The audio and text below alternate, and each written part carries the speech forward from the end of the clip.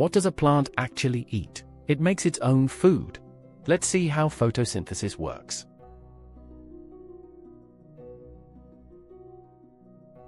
Plants take in carbon dioxide from the air and water from the soil. Sunlight provides the energy.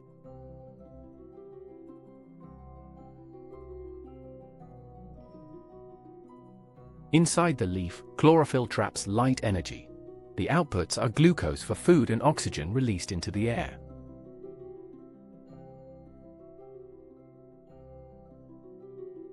The plant uses glucose for energy through respiration, for growth, or stores it as starch for later.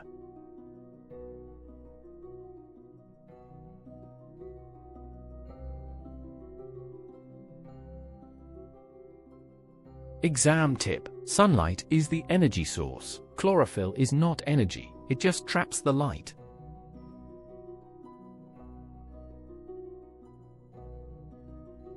Remember, water and CO2 go in, glucose and oxygen come out. That's photosynthesis.